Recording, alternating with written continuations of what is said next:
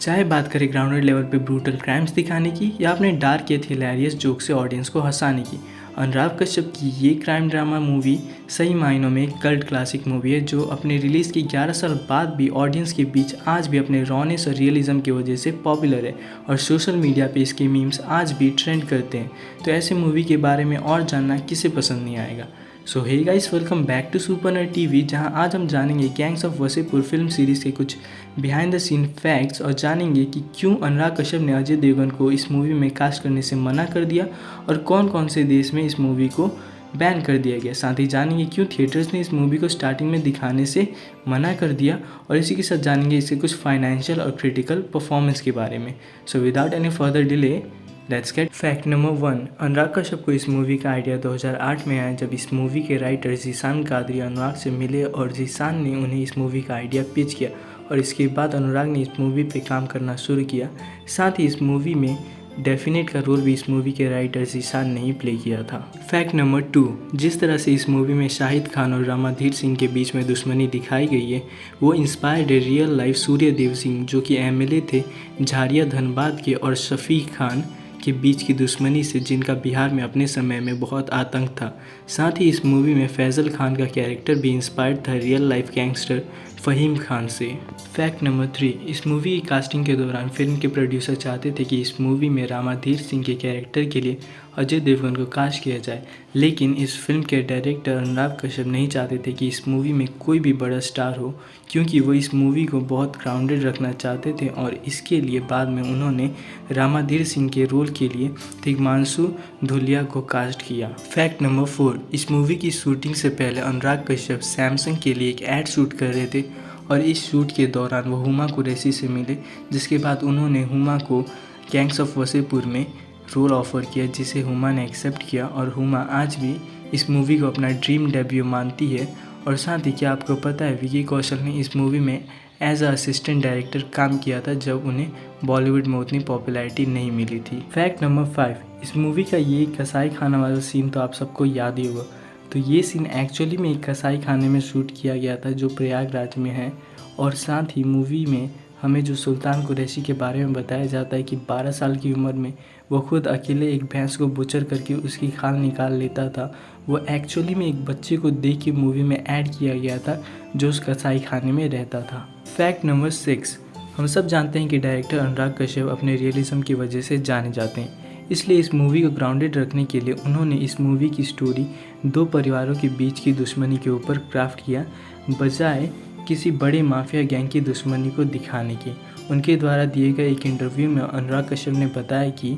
हम सब जानते हैं कि माफिया एग्जिस्ट करते हैं और हम सब जानते हैं कि वह कैसे काम करते हैं और अपने गैंग को ऑपरेट करते हैं, बट हमें ये नहीं पता कि वो ऐसा क्यों करते हैं, जो कि बेस होता है किसी भी स्टोरी के लिए। इसलिए उन्होंने इस मूवी की स्टोरी को दो परिवार की दुश्मनी के बीच रखा है जिससे स्टोरी और रियल और बिलीवेबल लगती है। फैक्ट नंबर 7, इस मूवी में इतना सारा खून खराबा, वॉयलेंस और गालियों का इस्तेमाल किया गया था कि इंडियन सेंसर बोर्ड ने इस मूवी को एडल्ट्स ओनली की रेटिंग देके थिएटर्स में रिलीज़ किया और साथ ही इस मूवी को कुवैत और कतर जैसी कंट्रीज़ में बैन कर दिया गया इसके ब्रूटल वॉयलेंस और गालियों की वजह से। फैक्ट नंबर 8, इनिशियली जब ये मूवी शूट होकर ख़त्म हुई तो इसे एक पार्ट में रिलीज़ किया जाने वाला था और इसका टोटल रन टाइम 5 घंटे और 19 मिनट का था, जिस वजह से थिएटर ओनर्स ने इस मूवी को रिलीज़ करने से मना कर दिया क्योंकि वो इतनी लंबी मूवी नहीं चलाना चाहते थे जिससे उनके थिएटर्स में कम शोज़ लगे। और बाद में जब अनुराग कश्यप ने एक फ्रेंच गैंगस्टर मूवी मर्सरीन देखी लंदन में जो कि 2 पार्ट्स में रिलीज़ हुई थी बैक टू बैक, तो उसके बाद उन्हें यह आइडिया आया और फिर उन्होंने गैंग्स ऑफ वसेपुर को 2 पार्ट्स में डिवाइड करके थिएटर्स में रिलीज़ किया और पहले पार्ट के क्रेडिट्स में सेकेंड पार्ट का ट्रेलर भी दिखा दिया था। फैक्ट नंबर 9, अब क्योंकि इस मूवी की स्टोरी बिहार में सेट है तो अनुराग कश्यप इस मूवी में रवि किशन को कास्ट करना चाहते थे, बट उस समय रवि किशन के बारे में कुछ नेगेटिव रूमर सुनने के बाद उन्होंने इस आइडिया को ड्रॉप कर दिया और इससे रवि किशन भी बहुत दुखी हुए, जिसके बाद अनुराग कश्यप को भी बहुत बुरा लगा और इसलिए उन्होंने रवि किशन को 2018 की मुक्केबाज मूवी में कास्ट कर लिया। फैक्ट नंबर 10,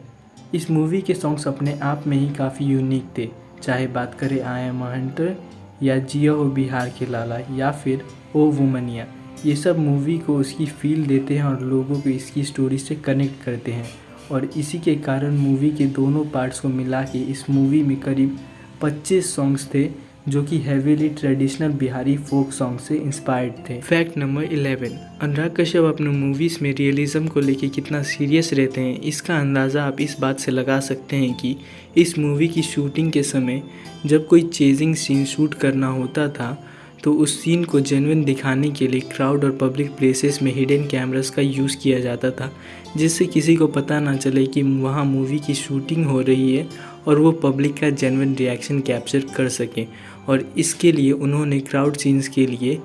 एक भी एक्स्ट्रास हायर नहीं किए और सारे प्लेसेस में पब्लिक रिएक्शन को कैप्चर किया। फैक्ट नंबर 12, अब जिस मूवी की शूटिंग स्टाइल और कॉन्सेप्ट इतनी यूनिक हो उसका प्रमोशन और मार्केटिंग नॉर्मल कैसे हो सकता है। तो इस मूवी के प्रमोशन के दौरान दिल्ली और मुंबई के बहुत से हिस्सों में पॉलिटिकल पार्टीज़ के पोस्टर बनाए गए और उसमें सरदार खान और रामाधीर सिंह को एक दूसरे के अगेंस्ट दिखाया गया, जैसे कि इलेक्शंस के टाइम पे दो पॉलिटिकल पार्टीज़ के कैंडिडेट्स के बीच होता है। और इन पोस्टर्स को अलग अलग एरियाज़ में लगाया गया और साथ ही कुछ एरियाज़ में इस मूवी की सेटिंग और लैंग्वेज के अकॉर्डिंग वॉल्स पे पोस्टर्स की जगह पेंट करके मूवी का डायलॉग गोली नहीं मारेंगे कह के लेंगे को वॉल्स पे पेंट करवाया गया करीबन 20 शहरों में। फैक्ट नंबर 13, एक चीज़ जिसकी तारीफ़ किए बिना आप रह नहीं सकते वो है इस मूवी की कास्टिंग, जो कि बिल्कुल ऑन पॉइंट है। मूवी में हर एक एक्टर ने अपना कैरेक्टर बहुत ही अच्छे से प्ले किया था और करे भी क्यों ना, आखिर 14 महीनों तक 1500 कैंडिडेट्स का ऑडिशन लेने के बाद ये कास्टिंग मिली थी। और इस मूवी के बाद ही पंकज त्रिपाठी, नवाजुद्दीन सिद्दीकी,